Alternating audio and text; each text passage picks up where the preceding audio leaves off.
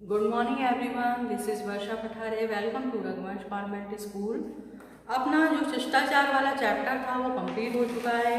अब इसके बाद अपना चलता है 9th चैप्टर, जिसका नाम है नीति के दोहे। ठीक है, क्या नाम है चैप्टर का आपके? नीति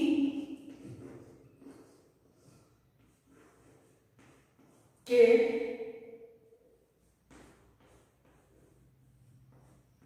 दोहे।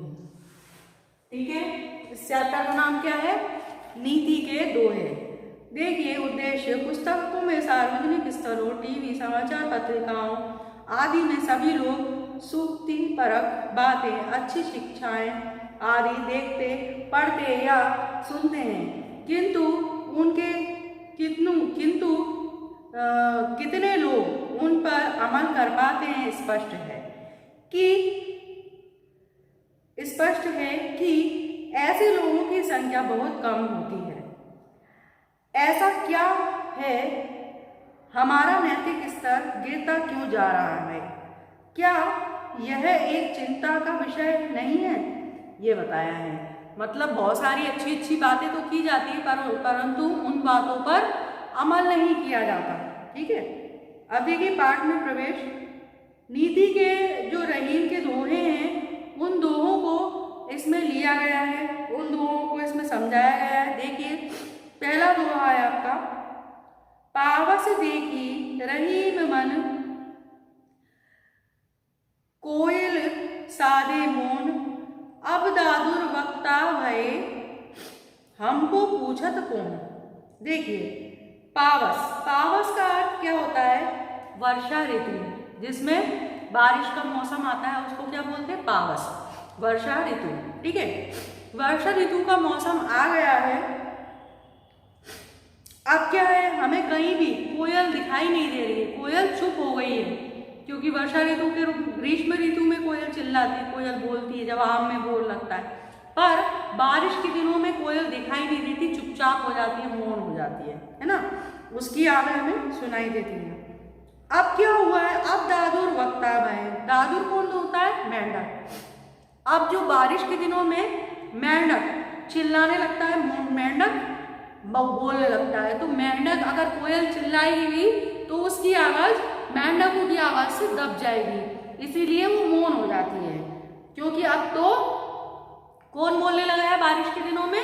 मेंढक टर्टर चिल्लाने लगा है, हमको पूछत कौन। अब कोयल को कौन पूछेगा? अर्थात अब कोयल को कौन पूछेगा, क्योंकि कोयल की आवाज़ तो इनकी आवाज़ में दब जाएगी, तो कोयल को कोई नहीं पूछेगा।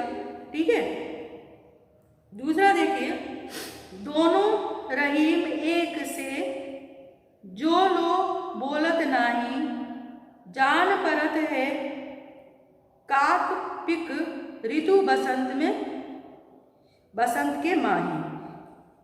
देखिए सॉरी देखिए,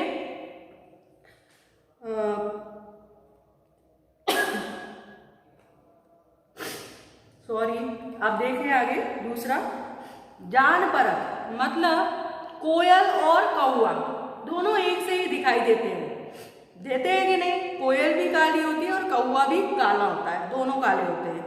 पर और हम इनको ध्यान से देखें तो ऐसा लगता है कोयल ही है, कौवे को भी कोयल ही समझते हैं, परंतु उनकी पहचान कब होती है? जब बसंत ऋतु आती है। जब बसंत ऋतु आती है तो हम क्या करते हैं?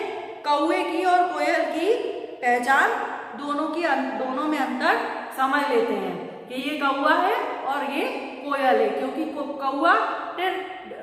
कौवे की कर्कश आवाज होती है, कोयल मीठे स्वर में गाती है। तो इसी प्रकार से बुरे व्यक्ति और अच्छे व्यक्ति की भी पहचान हो जाती है। जब ऐसा समय आता है तो बुरे व्यक्ति की, अब जब हम पर बुरा समय आता है तो अच्छे और बुरे की हमें पहचान हो जाती है कि ये बुरा है हमारे लिए और ये हमारे लिए अच्छा है। ठीक है, अब अगला देखिए, एक सादे सब सदे, सब सादे सब जाए, रहीमन मूल ही सींच वो फूले फले अधाय। देखिए, एक समय पर जब हम कोई भी काम करते हैं तो एक समय पर हमें एक ही काम को करना चाहिए, ठीक है। क्योंकि जो भी काम करें उसमें क्या होता है, अगर सारे काम एक साथ करेंगे तो कोई भी काम अपना पूरा नहीं होगा। इसीलिए हमें काम एक ही करना चाहिए और अच्छे से करना चाहिए।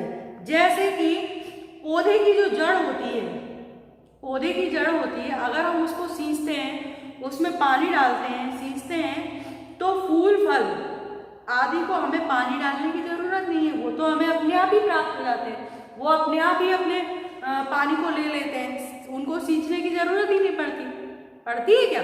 नहीं पड़ती ना। तो इसी प्रकार काम भी हमको कैसे करना चाहिए, एक काम करो, अच्छा काम करो। अगर एक आप अच्छा काम करोगे तो सारे काम आपके समय के अनुसार हो जाएंगे, ठीक है।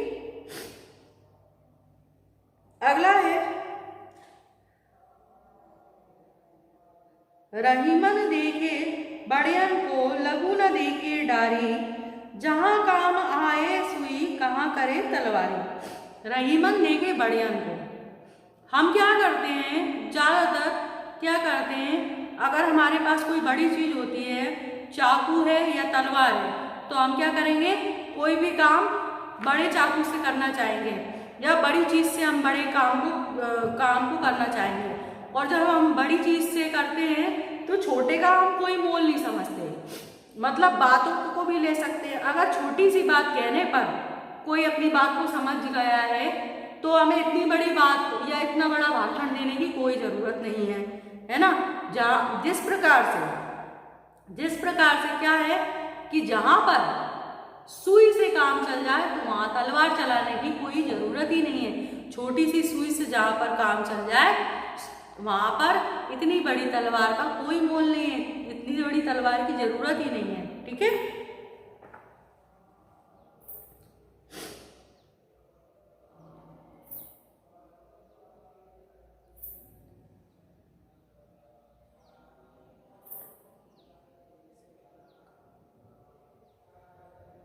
देखिए, समय पाए फल होत है, समय पाए झरि जाए, सदा रहे नहीं एक सी का, रहीमन पछताए। समय क्या होता है, समय पे अगर कोई फल लगा है, कोई फल को अपन ने देखा और समय पर उसको अपन तोड़ लेंगे तो वो अपने को मिल जाएगा, वरना क्या होगा, वो फल अपने आप ही नीचे गिरकर सूख जाएगा या खराब हो जाएगा। तो उसी प्रकार हमें कोई भी काम है, किसी भी कार्य को समय रहते ही कर लेना चाहिए, नहीं तो बाद में हमें उस कार्य को पूरा न होने के लिए पछताना पड़ेगा, क्योंकि वो कार्य अपना समय पर पूरा ही नहीं हो पाएगा और बाद में हम उस कार्य के लिए पछताएंगे, ठीक है।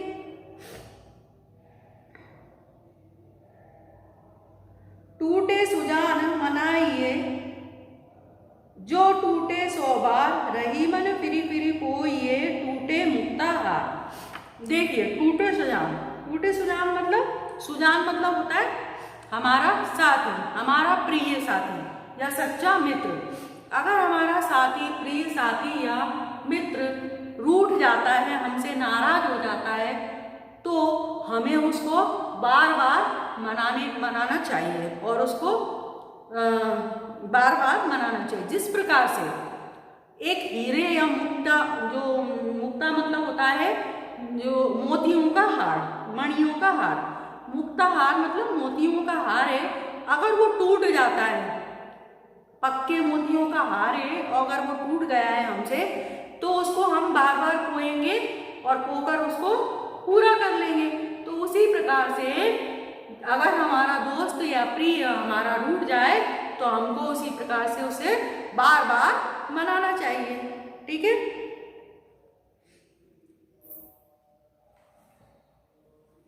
चलिए, ये आपका कंप्लीट हो गया है। अब इसके बाद कुछ और बचे हुए हैं आपके, इनको अपन करेंगे नेक्स्ट वीक, ठीक है।